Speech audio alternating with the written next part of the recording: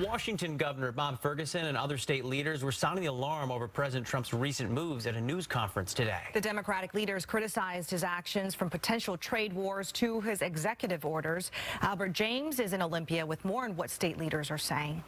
It has been, to put it mildly, a chaotic first few weeks of his administration.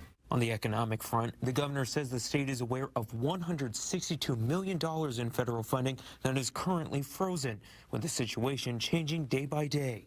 The funds are directed towards solar energy and climate programs and wildfire prevention efforts. The Department of Commerce says the funding freezes and threats of tariffs are a, quote, direct attack on the state's economy, and they're working with businesses and industries who could be harmed.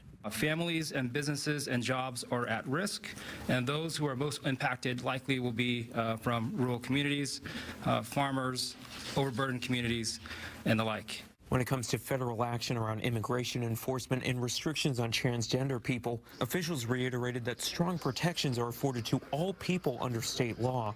The Department of Children, Youth, and Families says it's ready to help households impacted by immigration enforcement. Attorney General Nick Brown says his office will continue to assess all the president's actions and challenge them as he sees fit. Follow the damn law. It's not that hard. But time and time again, this president has exhibited his disdain for the U.S. Constitution, and we cannot let that happen.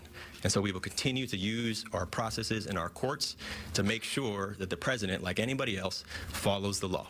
Ferguson was asked about criticism that he's too focused on the other Washington instead of issues here at home. He says Washingtonians expect him to address challenges from the feds as they affect regular people in everyday life. We're going to deal with what's coming in from Washington, D.C. that's harming Washingtonians, that's impacting our budget, that's impacting jobs in a negative way.